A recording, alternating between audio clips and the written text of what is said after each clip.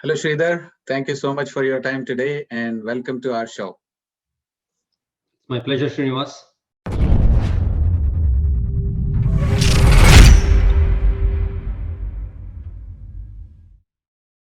Thank you so much, Sridhar. So, for those people who already knew about you and your achievement, and for those people who doesn't know about you, so I know you are into multiple businesses, and recently you ventured into the financial industry, also helping thousands of families around you and helping new people who are interested in the entrepreneurial journey. So, you're helping a lot of them. So, this is all great. So, just take us back. Where did it all started? So how was your upbringing? How was your childhood days? So how did this ball started rolling for you, Sridhar? So, I am one of three siblings. I have a sister that's older and a sister that's younger. Mm-hmm. So, my dad, he's a employee. I mean, he's an engineer Mm-hmm. by profession. So, he worked for a state government. Mm-hmm. I say I have no one in my family that was really an entrepreneur as I was growing up. So, I was not raised amongst entrepreneurs for sure.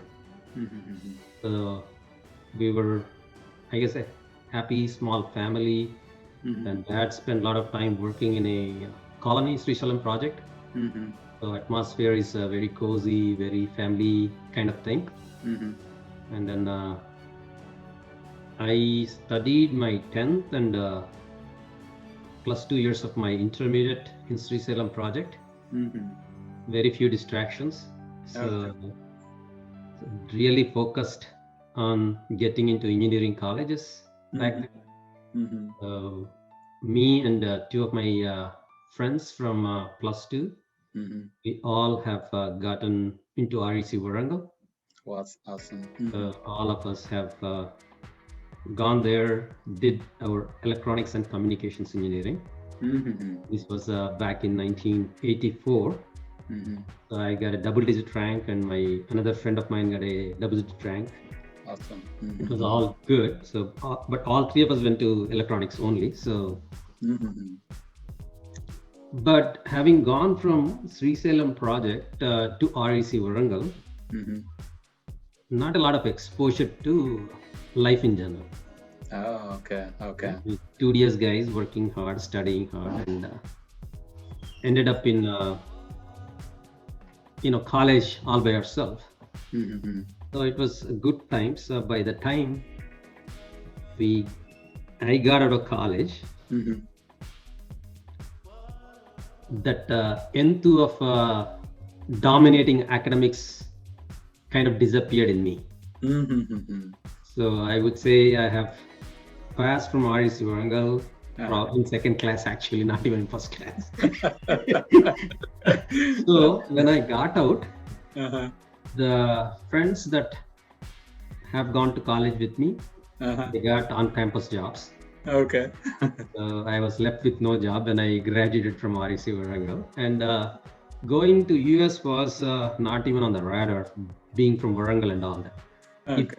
If I went to school in Hyderabad or one of those cities, it's probably would have happened naturally. Mm. So having been in Warangal, it was not a lot of kids were looking to go abroad at the time. Having come out of college with no job, Right. how do you end up in a job? Mm. So I don't know how many people would have done what I did. Mm. So usually people look for ads in the paper back then, right? There's no Right, internet right. or nothing, Mm. and then apply and then wait to see if they get a response. Right. But what I have done was I had my resume printed with whatever 10 lines, 20 lines, whatever it may be. Mm-hmm. I set on foot, I would say around Abid's area. Mm-hmm. Wherever there is a tall building, Mm-hmm. I go look at what companies are there in that building. Mm-hmm. I see something called electrical or electronics. Mm-hmm. Then I would go to that floor, Mm. ask for someone, Right. pass my resume along. Mm-hmm. Babu Khan building, I remember I've done that. Mm-hmm. And then I go on to Nagarjuna Circle. I think I've done that with the company that I worked for a few months as well. Mm-hmm. I ended up, getting 3 jobs Mm-hmm. to that effort. Mm-hmm. So that I mean, that was unique. Just I felt that, I mean, not many people go out, do what I did. Right, right. That's true. Even now also, not many people are that proactive. It's like, okay, I see the job opportunity, I have applied, I'm waiting. Right. But at that time, how old were you at that time, Sridhar? I was 68 born, so I graduated in 1988. So I graduated when I was 20. So yeah, 20, 20, not even 21 20. years. Yeah, 20 years, just about Awesome. 20 years. Because Wow. I was born in October, so I mean I graduated in June, Mm-hmm. so 19 and months. Wow. 19 and 10 months. At that time, you have this idea. I mean, uh, is that how your thinking process has been always? Okay, if I want I would something, think so. I'll go get it done. I think so. Right. That's pretty much what it was. I mean, nobody told me, go, there is a company there, go, there is a company there. Let me recommend you to this guy and that guy. No, that was not what I was looking. Mm. I was looking to go and, talk to people. If there is electrical company, I'll, just go walk in there. And that's exactly how I got my job too. I mean, the marketing director that recruited me, Mm-hmm. in fact, did say that. Mm-hmm. Oh, wow. Right. I mean, I have seen you coming in and looking for a job. Right. And that kind of caught my eye. So that's one of the reasons why we asked you to come over. So you get into this job. How long were you there in that job? And Now the job was interesting job too, right? I mean, three of us got recruited. mm-hmm. We are all service engineers. Mm-hmm. So we're supposed to go to the factory, get trained for a month, Mm-hmm. and then we were put on the field. All right. So in the month that I was there, the other two boys that have joined along with me, Mm-hmm. they both were reporting to me. Oh, okay. Right. And I was given in charge of installations that we were doing around the town. So I just go, these guys are working all day. I go say hi and bye, and then, spend some time with them and move along. So that's how it all kind of got. So it's automatically, I guess, ended up showing the difference. Somewhere that leadership skill without you realizing is also there. Yes. Because the company is able to see they recruited three of you at the same day and they're able to appoint you as their lead. Yes. So that's yeah, nice. I did not know that I'm unconsciously competent. This term also I only learned recently, but I know for sure it was one of those things. Absolutely. Okay, so you're leading and everything is going well. So 1.5 years I was with that company, Srinivas. Mm-hmm. So in 6 months after I've joined them, Mm-hmm. the manager in Bangalore branch left the company. Oh, okay. So at age 20, my marketing manager asked me, go, Sridhar, ready, go to Bangalore. Mm-hmm. Just be around for some time till we find someone to, take over the office. Right. So I was happy to be there, and I had 3 sales executive, and an attendant, and an office by myself. I'm already in charge of the office. Right at 21, maybe. I mean, so it was. I mean, I never realized what I've been asked to do and what I'm supposed to do. I'm just enjoying the journey that I had. Mm-hmm. So there, I think my entrepreneurial spirit kind of came to light in Bangalore. Mm-hmm. Just to tell you an interesting story, I was living with a scientist in a defense quarters. Mm-hmm. So this guy had a Enfield. I don't know if you remember Enfield. Okay. It's usually it's black bike. And it's much bigger than your Yamahas and the Suzukis and all that. So this guy had it painted white. So he was looking to sell that bike. So he was offered 9,000. And the buyer said, it should be black, it's white, so I can only offer you 9,000. So my friend overnight got that bike's color changed to black. And then the next day or few days from then sold it for 11 grand. So he understood something. With that, we both got curious. Okay. So I went home, bugged my mom and dad, got 20,000 rupees, came back. We both bought a used car. Okay.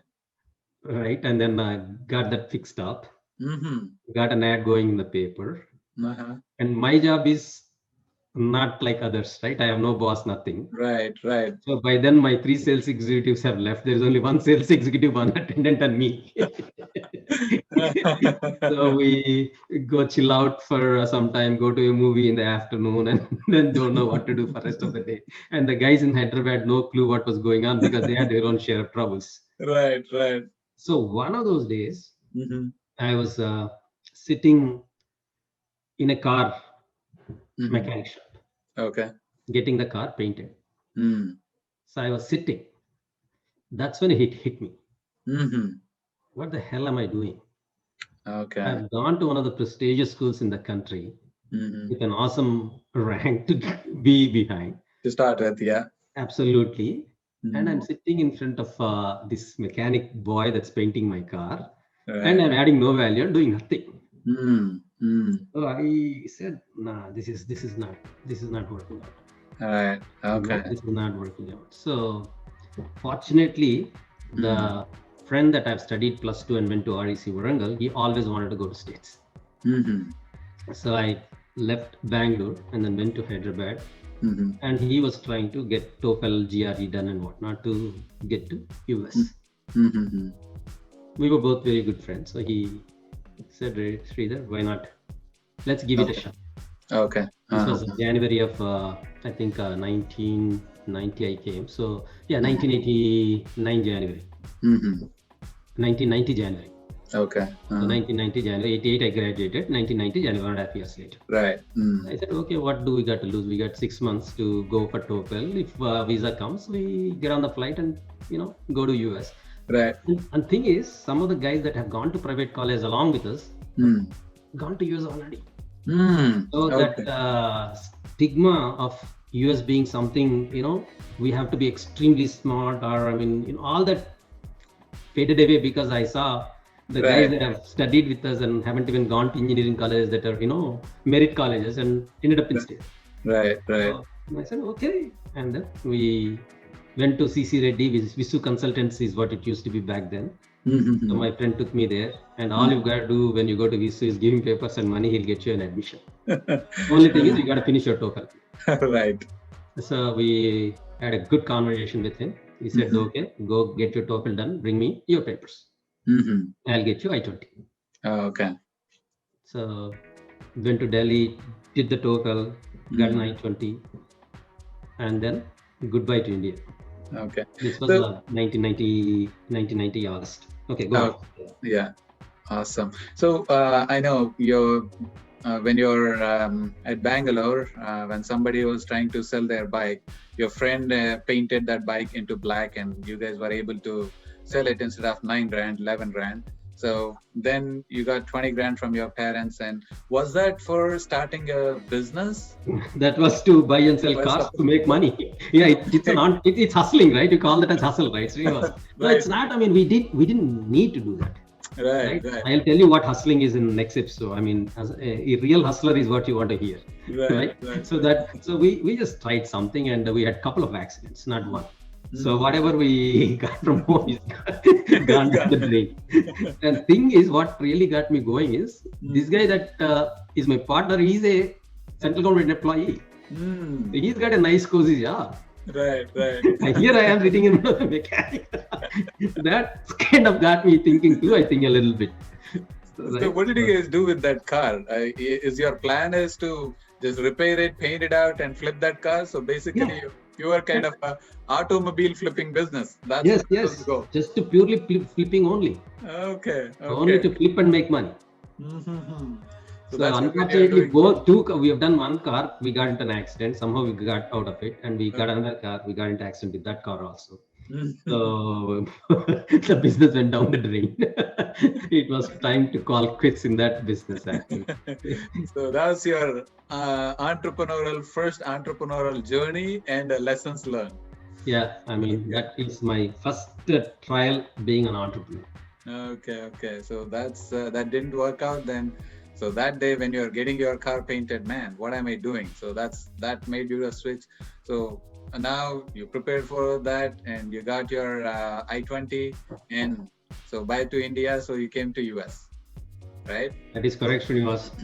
So how was the initial days in the United States? I know back then, if you came here, not many people around there, right? maybe you might be the first one to come from your family. So Yes, how yes, were I those know. initial days? No expectations, Srinivas.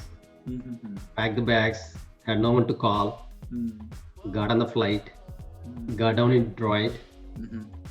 I think we got down in Detroit probably 4, 5 in the afternoon. Next flight to Kalamazoo was at 8:30. Mm-hmm. But this is in August, so sun is up and fully glowing. So we didn't even know that, the day is, sun doesn't set till 8 or 8:30 or 9.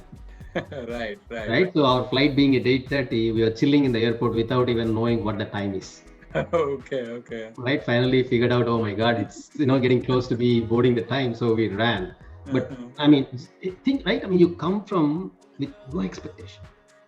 I've not got a single fella before I got onto the flight. We had 3, 4 of us have gotten on the flight.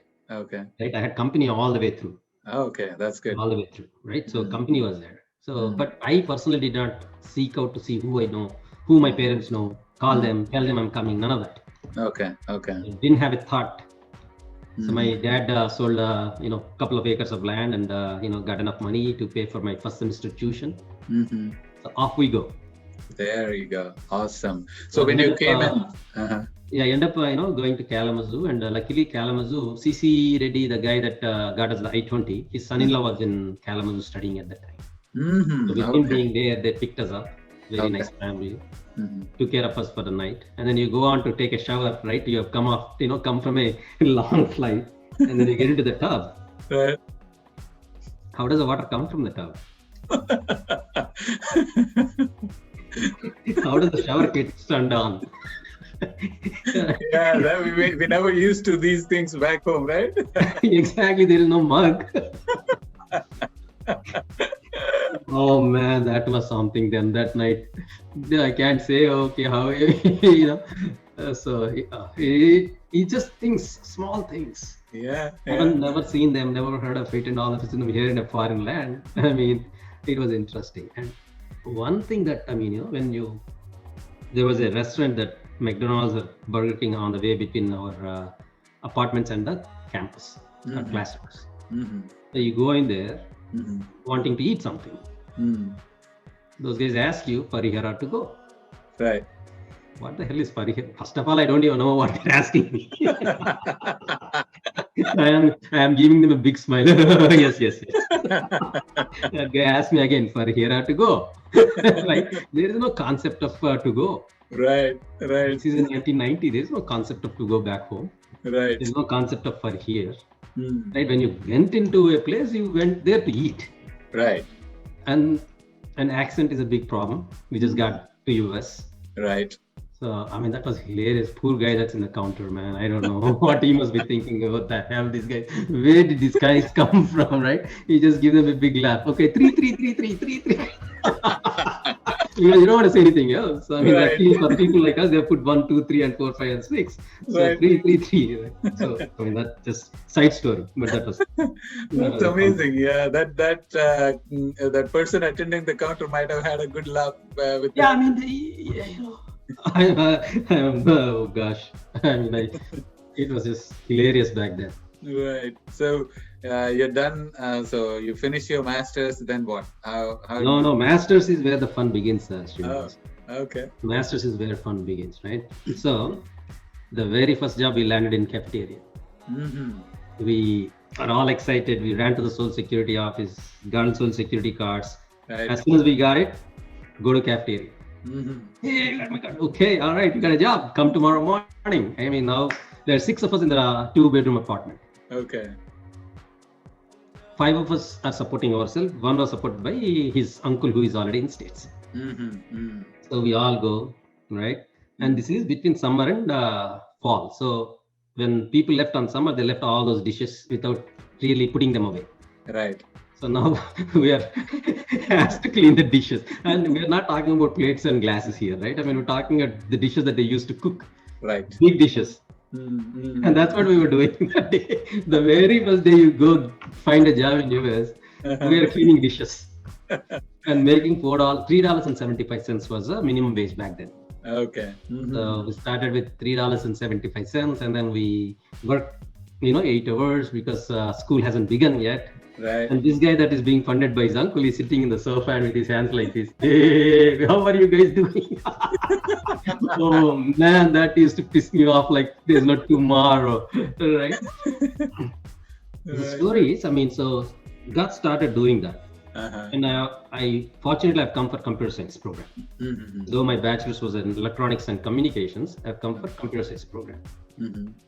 The thought process is Mhm. you need to be a A+ student to get scholarship from the program that you're in. Right. Mostly that's what we think about. Right. So towards the end of the first semester, Mhm. a roommate of mine got a scholarship in business department. Mhm. Mhm. How did he end up getting a scholarship in this business department? His brother's friend was leaving business school Okay. because he had a scholarship. Mhm. So when he left, he introduced this boy to his professor. Mhm. That's how he got a scholarship. Okay. Cool. That hit me a little bit. Mm. So I do not have to be looking for something in computer science department expecting that I get all A grades for me to be on my own in this school. Right. Mm. So then from January on, 4 months went by.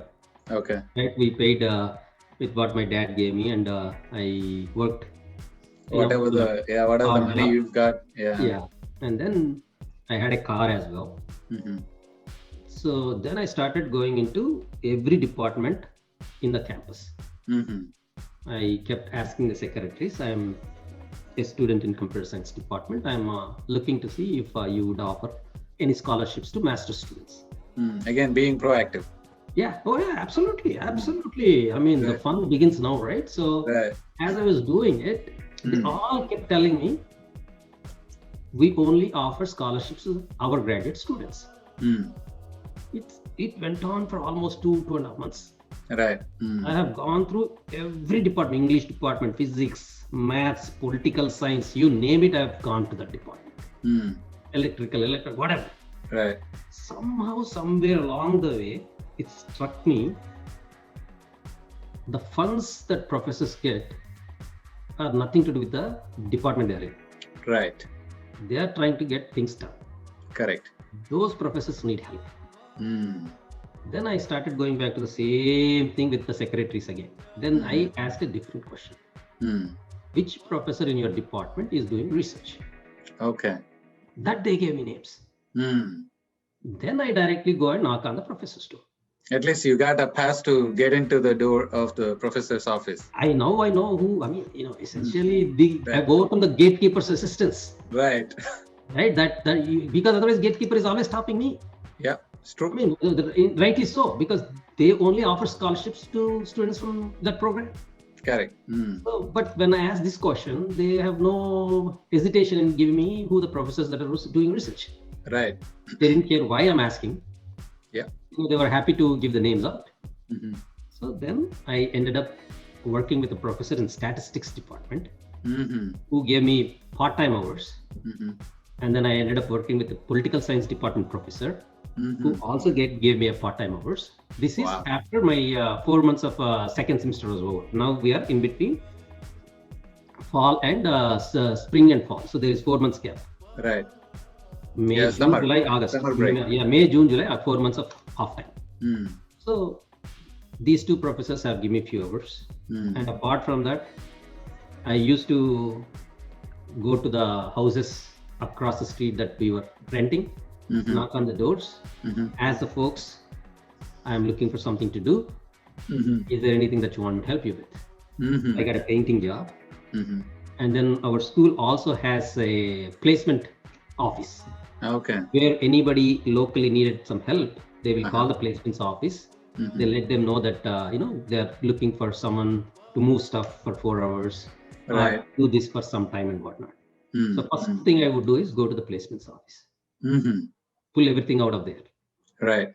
bring them home, call all the people. Right. If I ended up with a job, the rest of them go to my friends. Mm. So we all get jobs somewhere. Right. Right. I cleaned the toilets. I mean, the lady used to come, pick me up, take her to house. I clean her toilet. She gives me a nice drink, then drops me back at my apartment. So I, mowed lawns. Hmm. And when it came to moving furniture, the statistics department also, that professor that I was working with, he needed some help. Okay. So when he didn't need help, I had another friend of mine I took along with me. Mm-hmm. So I've already learned on Mhm. how to bring people in as well. Right. So that network, building the network and being proactive and trying to get things done. Right. So those two things have really started without really knowing what was happening. Mm-hmm. So by the end of that summer, this statistics professor gave me half a scholarship. Okay. Okay. So he said, I will cover half of your tuition for next couple of semesters. But the political science department professor said, he will cover me full scholarship. Oh, okay. So now I have an extra scholarship that I don't know what to do with it. Right. So I immediately told my professor, that statistics professor, remember the guy that came to move your furniture with me? Right. He needs some help. He is also with me in the computer science department. So that scholarship was given to him. Wow. Amazing. So while I had a full scholarship with the political science department. So, I mean, it was interesting dynamics. All of them never knew what was happening, but I know I'm out there doing something, and as I can, helping folks however I can. So that was a good experience. And mainly, it's not about how good you are. It's about who you know is what I've learned when my roommate got a scholarship in the business school. It's not because he went and met somebody there in business school. Right. Because he was somebody he knew was leaving the scholarship, got him that scholarship. Correct. So that also, I mean, it clicked on me. Not about how smart I am, it's about who I know. Right. Right. So that's how the school was for me, right? So I rented my car to students when they were all looking for a car to go to off-campus classes. So whatever it takes, I didn't want to depend on my parents or my dad or anybody else. Whatever it took me to. Right. Is that the thought that I don't want to? No, it was not the thought. Right. Okay. It didn't matter. I didn't care. I mean, I didn't even think that way. Okay. Okay. I just want to do whatever I can. Okay. Okay. I mean, my dad would have been happy to do whatever he can to help me, but no, it's not to trouble them or anything like that. It's not that I want to be independent or anything like that. It is just that I enjoyed what I was doing. Oh, okay. Okay. So you're connecting the dots one at a time. It's like, okay, this guy got it. I'm not able to get it because of the network. Okay. Now I need to look at, okay, I want the scholarship. Let me be proactive. Once so who you know is important, then just being a hustler, whatever it takes, you're ready to do it.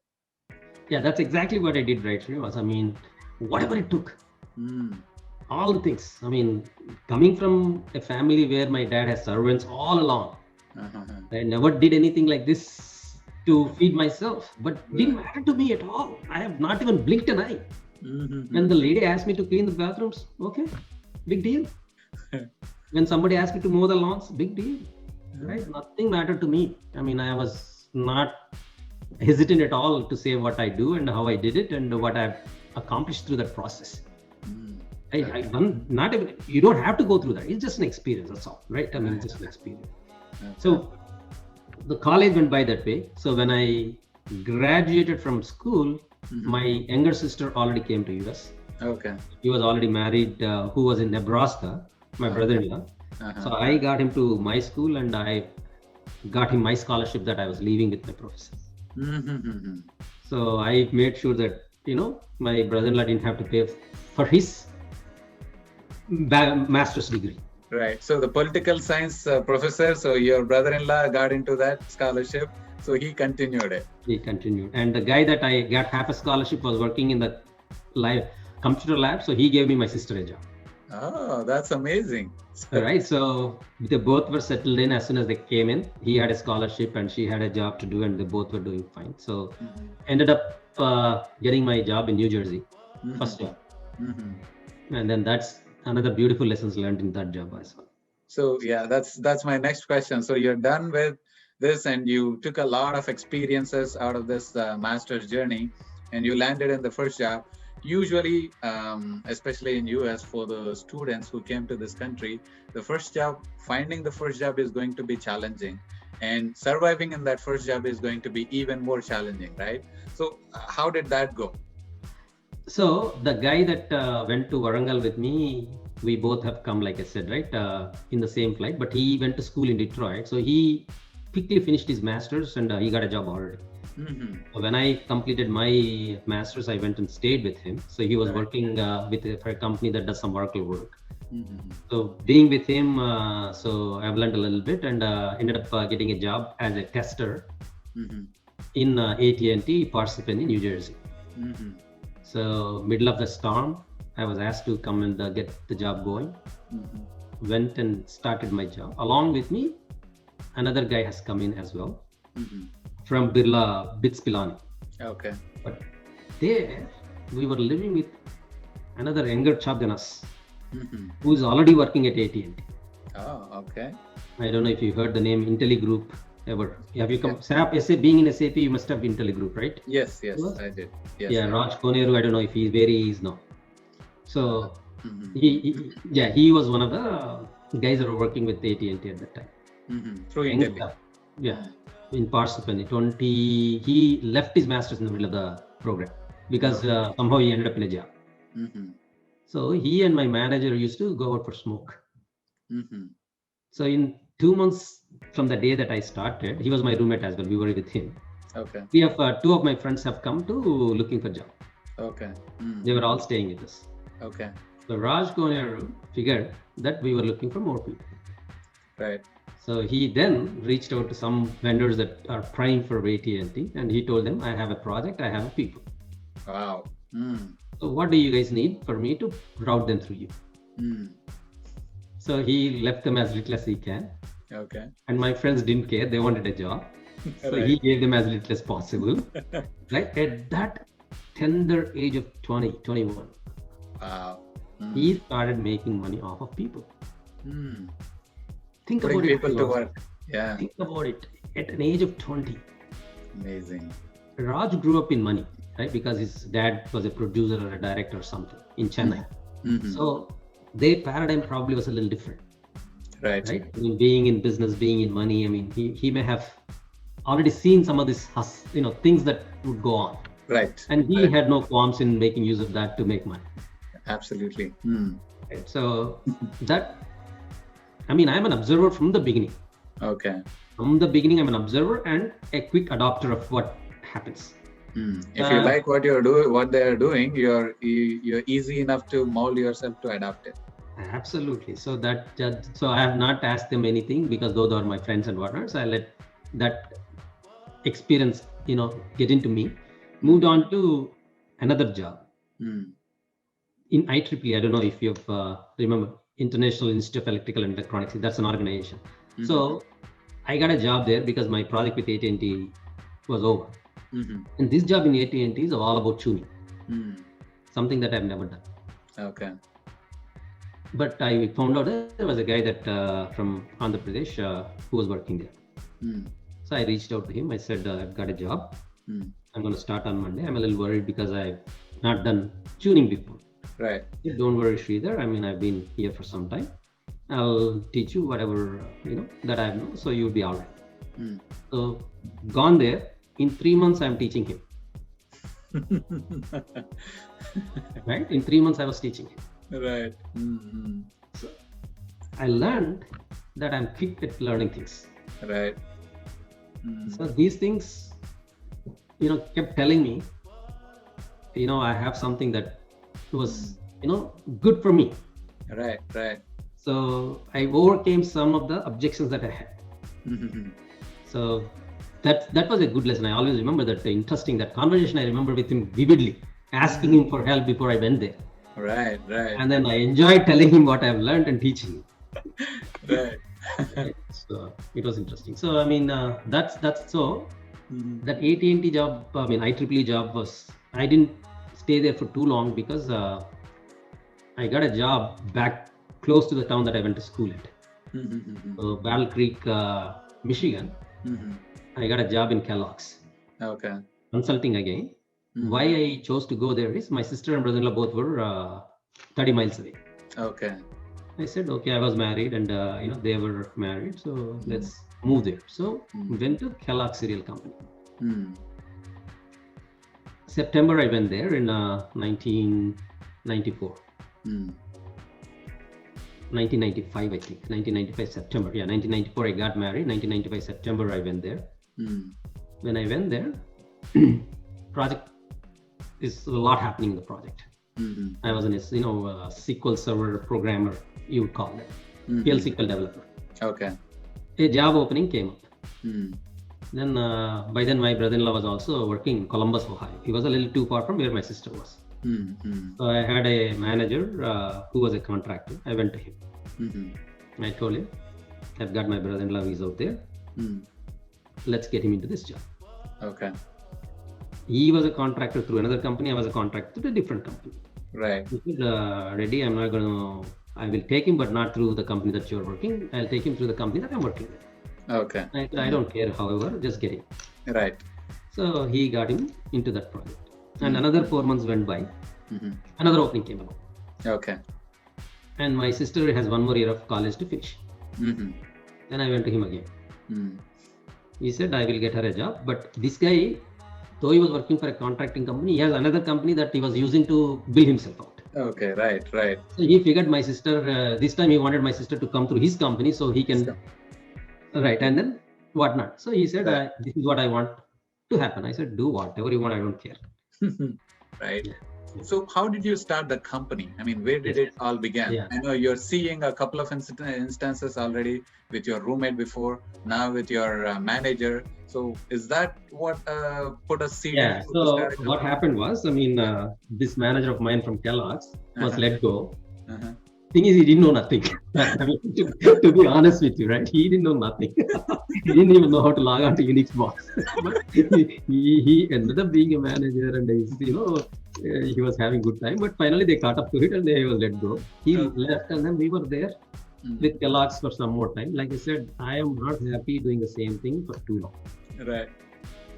This is a great lesson for people that are comfortable in their roles. I'll tell you what this is. 96 October, I had my first child. Right? Yeah. And around that time, my sister and my brother-in-law walkable distance from us.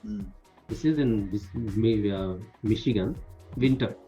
My mom with us, my wife was, had a buddy to study with and prepare for USMLE and all. Everything was completely comfortable. My green card is almost there. Everything was going.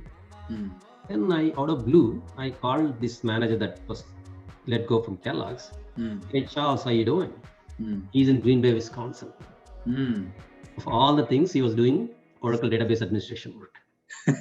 Right? So in Kellogg's also, though I went into PL SQL developer, I eventually moved on to become a applications DBA, not the production DBA. Okay. So I have tinkered a little bit about table spaces, indexes, this, that, and whatnot. I'm not an expert by any means, but learned a little bit about from the concepts manual. So studied a lot. That's a beautiful book actually. So he was a DBA. I always wanted to be a DBA. Then I said, Charles, I'm doing some applications database work. I wanted to be a DBA. You think you got any openings? Oh, in fact, we are looking. Okay. So I sent my resume in probably around first week of November or something. Then I said, I don't know a lot of production DBA skill set. I don't have it. So don't worry, let's see what happens. So two of my managers from Shopko Store Cities, they called me, they spoke to me, and back then, not many people knew much. Now a lot of people know technology, but we were talking about this is in 96. So not many people knew technology. The managers in Green Bay, they didn't know a lot. And they didn't ask me a lot of questions, but I didn't get anything. And around December first week, Charles called me and they said, Reddy, we want you. Okay. Green card is halfway through. Got mom with 3-month-old boy or 2-month-old boy. Did not stop me from going to what I want to get done. So I uprooted my family. Okay. I alone went to Green Bay around middle of December. Started the job. Charles was there. I was there. Mm-hmm. And then on 30th of December, I was supposed to go back to Michigan, get my family over, and Charles was supposed to go to Chicago and come back the next week for the New Year's. Mm-hmm. So he asked me, Charles is such, he always demands gifts for New Year. Okay. He's one of those guys, interesting guy, right? So he asked me, Reddy, what are you going to bring me for New Year's?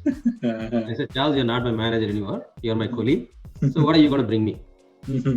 I said, I wanted a belt. He said, I wanted shoes. Okay, all right, we'll go do that.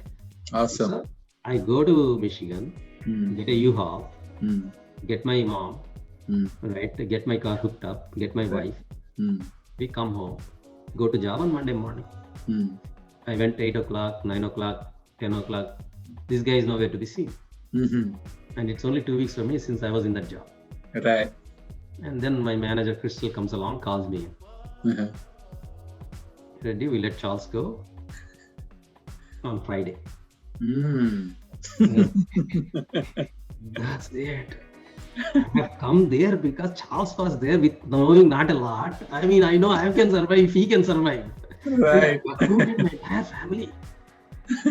And green card, I mean, I had to do, I mean, the way they've organized it also is very interesting. So when I got this job, I called my company that was doing great. Right.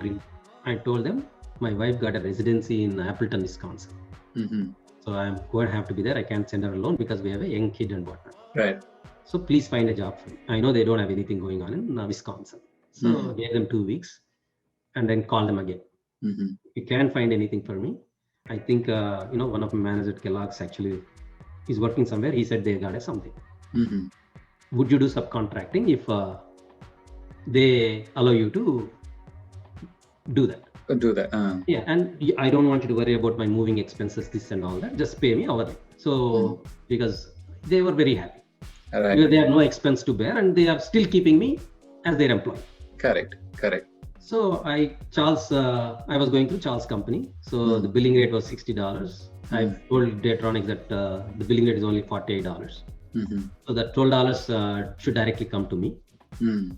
And not only the $12 comes to me, and then every overtime hour, all the $60 comes to me directly from Charles. That is understanding I've made with Charles. Okay. So we will say to Datronics, our billing rate is only 48. And that's what we'll give them for 40 hours a week of work. Right.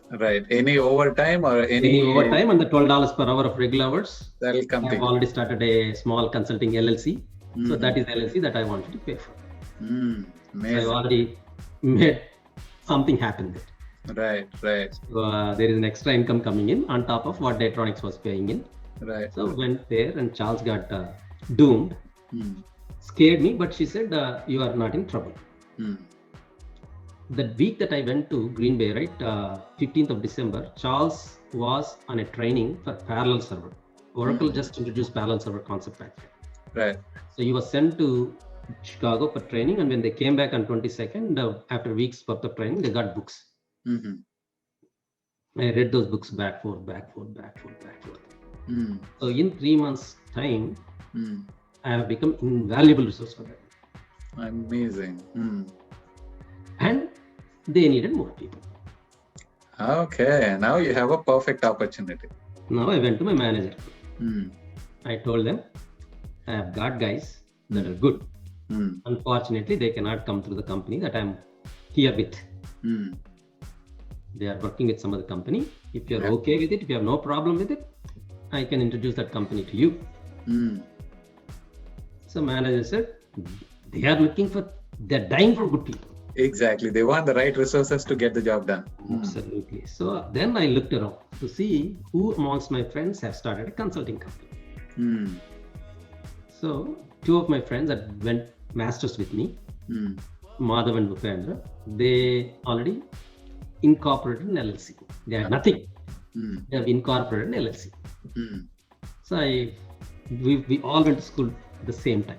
So, and Madhav was a guy that I actually got the half scholarship with a statistics professor. Awesome relationships all around. Right. So I called Upendra. I said, this need is here. I have a client. I will find people also. Right. But we will use the company that you have incorporated. Right. Right now I cannot be a partner, but when I get out of this, when I go somewhere else, I want to be a partner. Yeah. Till that time, this is how much I want to leave for company. Rest is mine. Right. They have. I mean, what do they got to lose, right? I mean, Right. we got the ball rolling. It's free money and yeah. Ball rolling and whatnot. So Right. they were very happy. We were all happy. Mm. So, placed me. Mm-hmm. That's how my consulting gig has begun. Amazing, amazing. So using the lessons that I've learned from Koneru, I said, okay, what the heck? See what the manager says, right? What do you got to lose? Yeah, yeah, so, amazing, yeah. Yeah, I don't know. I mean, how would hustling, right? I mean, hustling, Srinivas. I mean, I love hustling. Yeah, amazing. Yeah, that's where, I mean, if you talk to any entrepreneur, it's always like never quit, go get the job done and hustle. If you believe in it, go all in. Do whatever it takes to get the job done, right? So yeah, you started this, your friend's little LLC is there and you're routing your new candidates that you're bringing into the company. You are going through that. So after you come out of the company, have you become the partner of the same company and were you? Yeah, so got a green card and then, and 6 months was over with this client. We already got, people working there, making money and whatnot. I've built awesome skills as an Oracle DBA. And my wife was going from Green Bay to Milwaukee to work with a professor twice a week, which is 2.5 hours each way and by bus and all. It was a lot of struggle for her to, get into residency program, trying to get some voluntary hours and all that.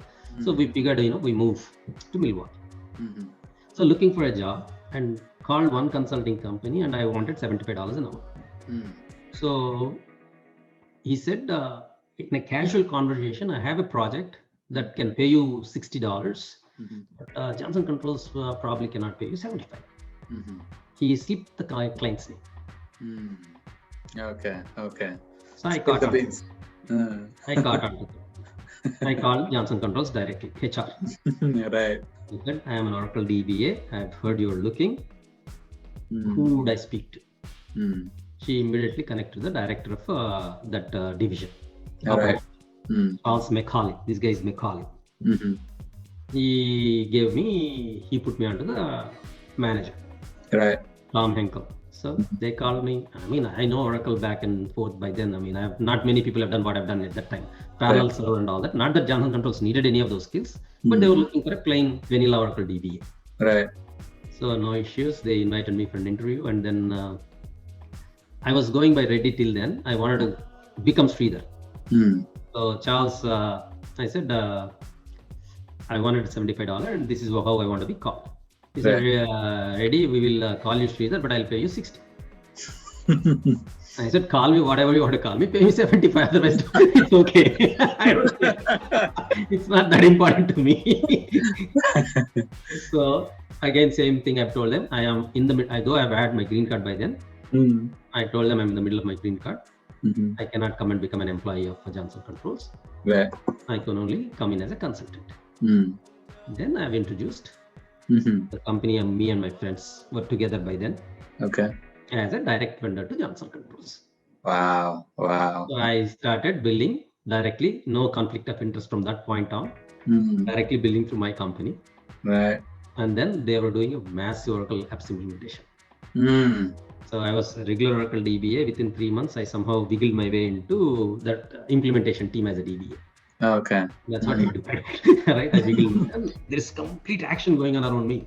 Interviews, consultants, people coming. I said, I went to that lady that was managing the whole resourcing. I said, what kind of resources do you want? Started placing. From the beginning, we only work with people on an hourly basis. Though we were giving up a lot of upside, we felt comfortable with that model. Right. Okay. 70-30, if we find a placement, 80-20. I mean, we were talking back in 97. 80-20, if they go find something on their own. So no issues, right? I mean, giving you more, giving somebody less. I didn't want to deal with all that nonsense. I thought it's fair to give them 70% if I find a project for them. So we brought in good people. And while we were doing that, I went out to Oracle users group meeting in Milwaukee, and then 5 people showed up. We were sitting around the round table. One of the person was GE Medical Systems. So remembered her name and then called her. I'm looking. Right. Because I'm basically want to plant seeds here and there and wherever I can. Correct. Right. And then she gave me the manager that was managing DBAs, and then I called him. Everybody's looking. I mean, DBA is a necessity resource at that time. Absolutely. If I had Oracle, they needed DBA. Right. So they called me interview, same situation again. They wanted me to be an employee. I said, green card in the middle, no, I can't come. 2 months gone by, third month they called me, I called them again. They now could not find anybody. Went and became a vendor for GE Medical Systems. Same action, everywhere action is going on, right? Amazing. Started placing people. That is where GE started thinking about offshoring what our roles were. I was a DBA, and by then I had all my partners come work for GE. These guys were somewhere else in the country. I said, we got projects for all of them here with GE. Right. We were all building ourselves, making a lot of money, and we have placed a lot of people too. Right. In Johnson Controls and GE, and one of the colleagues of mine in Johnson Controls went to work for Manpower, Jim Rice. So I had reached out to him. I said, Jim, tell me if you need people. He introduced me to his manager, and we had a ton of people working. So I had 3 direct clients at that time. So making a lot more money than I ever imagined. Right. So this is where a true entrepreneur is different from people like me who are just rising. Right? So great opportunity. So GE, then they were looking to offshore what we were doing. And I was never thinking about offshore at all. But my friend Upendra, who is my partner, he always wanted to get something offshore as well. He had that affinity towards doing something in India. So and I am the front end to all this. So he nudged me to talk to GE to see if they let us go offshore and do something. When we had nothing. Right. So we reached out to the management. They said, sorry, we only work with Wipro, Tatas, and whoever. 3 months gone by, no DBA offshore. So again, somehow I moved some pieces together, brought everything, and went back again. This time he said, why don't you give us a proposal, we'll think about it. Okay. The beauty is one of my colleagues, one of our employee, always wanted to go back. Okay, awesome. And he has made a name for himself in GE. So since he wanted to go back, we got with him, said, okay, Ashok, now is our time to do something. Are you ready to go back? 6 months before you are actually set out to go. He was looking to make money for another 6 months before he goes back. Fortunately for him, he has made a decision to grab this opportunity. Instead of looking for the small dollars that he was working here, right? He figured, let me go back and be in offshore leading this company. So he became a partner. So that's how we got started offshore with 4 people. So this is in 2000 exactly, 21 years ago now. Wow, amazing. So I mean, 2000 we started. By 2003 I've made all my money. The life is good. So making money wasn't exciting to me anymore. Right. And no mentor, right? I mean, this is all, like I said, I have not led by anybody. So that's where this not following somebody was never been there in your life. So just observation and just taking that knowledge and using it to your advantage. That's all it was. I mean, in fact, what I used to do, right? I mean, back in those days, in Milwaukee, I used to go to Indian restaurant, not to eat, to see who is coming out and which buildings they are going into. Right. I used to follow them after dinner, after their lunch, to see what buildings they go to, and that means there may be a company that is hiring consultants. Exactly. So then I try to figure out what that company is, and how do I get that. So thoughts were like that. Wow. So how old are you at that time? I mean, what was I, right? I mean, this is 1999. So probably about 31, 28, 30. 31 years old. Yeah, 68 born, 31, 32. So by 34, I mean, made my millions and took the pedal off the hustling front of it.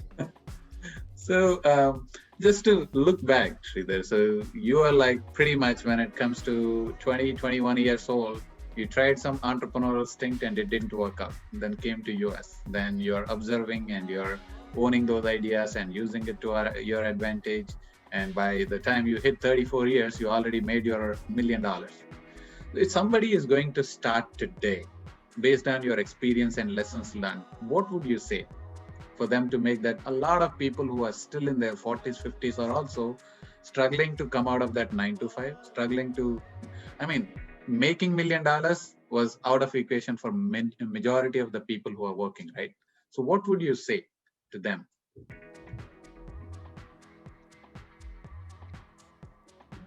Interesting question, Srivas. Something has to click in them at some point in time, Srivas. We are all capable of doing anything that we want. Right? I mean, nobody told me to do what I did. Right. How did I end up doing it? Right? It's something that in me that got me doing different things. So being conscious and watching others and... Absolutely. And this is where my paradigm slowed me down. Right? I mean, I could have done anything I wanted in my life. I knew that for sure 20 years ago. Right. I knew it. I can get done anything I wanted in my life. And I've mentioned that a number of times to many people. But I decided to step away. Anyone can do it. It's just a matter of having that belief in yourself, and if Sridhar can do it, I can do it. So have that, and have that consciousness and observe things, and be ready for the opportunity. Be prepared for the opportunities are abound. Think about our opportunity, HGA opportunity. Right. How many people we are talking? How many people are getting excited? How many people are disappearing? Absolutely. So after you make that $1 million, Sridhar, so I know you off the pedal a little bit, just slow down a little bit. So from there, have you ever done this 9 to 5 regular job to gain more clients, or how was the life after that? No, I did go for another client doing something. They gave me one database to manage. I was sleeping half the day. So finally, the manager got tired of it. I lost my drive too. He called me and said, "Reddy, you're sleeping." Yes, I am sleeping. He gave me one database to manage. How much can I do with one database to stay awake? I should have actually asked him if I can work 3 hours a day or 4 hours a day. I should have done that. So, and then when I came to Richmond in 2006, I wanted to build some network. Okay. So I went and worked for 6 months. The first 5 months was good because they didn't put me on call. And the 6th month they put me on call, and then in the middle of the night a client calls and they say they have a problem. I'm done with getting up in the middle of the night and trying to fix a problem someone else. Within a week from that, I have gone to my manager. I'm not cut out for this anymore. So, okay. Right. So yeah, in 2006, 6 months into Richmond, it was my last 9 to 5 job. Last leg of 9 to 5 job. Okay. Yeah, 2001, and then 2006, and then that's it. So what were you doing all these years? I mean, before you get into the financial industry, I heard that you're pretty much a retired life is what you're enjoying. So were you doing anything, or just looking after the company and stuff like that, or were you doing anything outside of that? No, I'm one of the few people that is very comfortable in letting other people do what they have. So I do not try to micromanage. Right? It's not about I don't even manage. I let go. So I have completely took my foot off the pedal, right? I mean, these guys were running. I mean, they really goaded me to come back and put time into the business because I was leading the company till then. Right? But eventually they all caught up. So they're all doing great. Company is still going strong. So yeah, I mean, I just stayed home. I mean, the wife's doctor, making good money. I've already made my money. So I said, being a guy that is always interested about value, I said, what the heck? I mean, what am I going to do? So played a lot of poker. If you like it or not, enjoyed that quite a bit. So do whatever, go to India whenever I want, 3 times a year, 4 times a year, spend as long as I want. Whatever it is that I want to do, I just do it without really thinking much. But yeah, I mean, this is something else that we are doing now.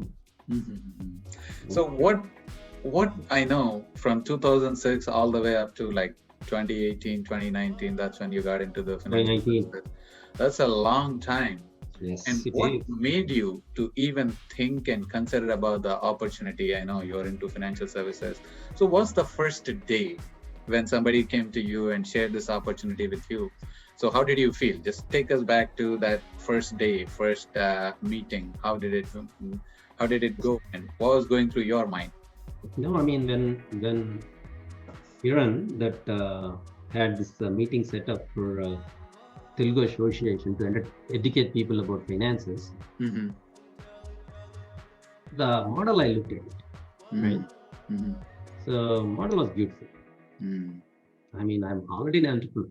Right. So when I look Right. at a model, I know the model, I know the power of the model. Right. Nobody has to tell me. No one has to tell me. Right. Right. Right? I mean, when I derive value of the product, so you don't have to tell me about the product. Right. I already knew the power of the product. Right. Power of putting money at work, power of putting people at work. You already figured it out when you were like in your late 20s. Right. So Right. product itself has got value to me, and once if it has a value to me, everybody has to get value out of it. True. And then looked at the model. I mean, what better model can you find to do something big? I mean, this business gives so many things to individual. Right. Money is just a byproduct. I mean, people don't see that. I mean, time has to come, Srinivas. People have to see it, right? I mean, we are so caught up with our day-to-day rut. We just blind ourselves to some things. Right. Absolutely. This is not one of those opportunities that people should be blinding themselves.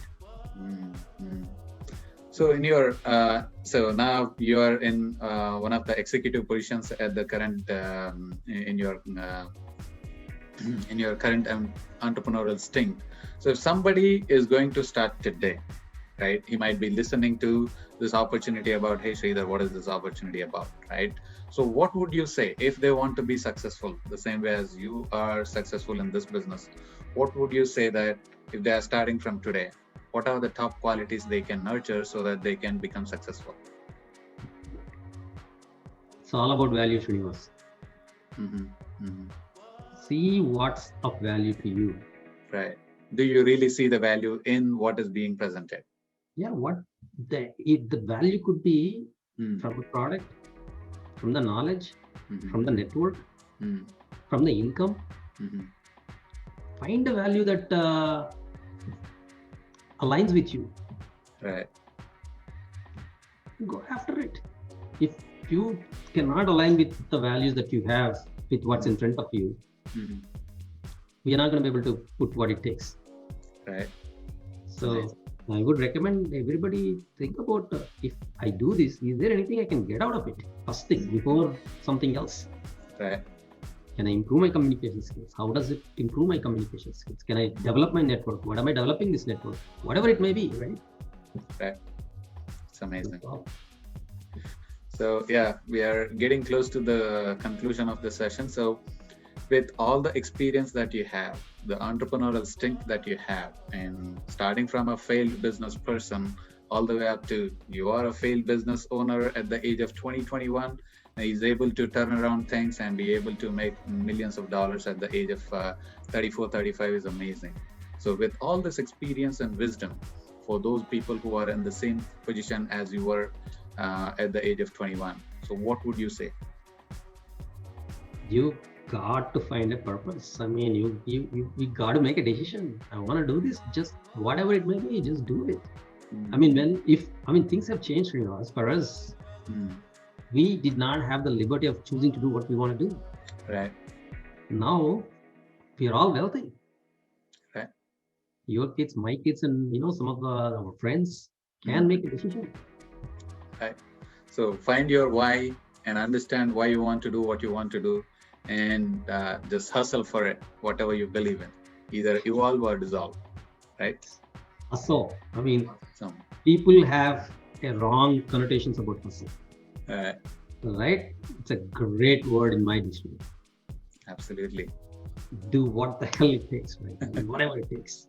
Right. What it is, hustling. I mean, it's a great thing that one can do. Yeah. Like Hubert did back in the days of A.L. Williams, right? He hustled. Right. He built an empire.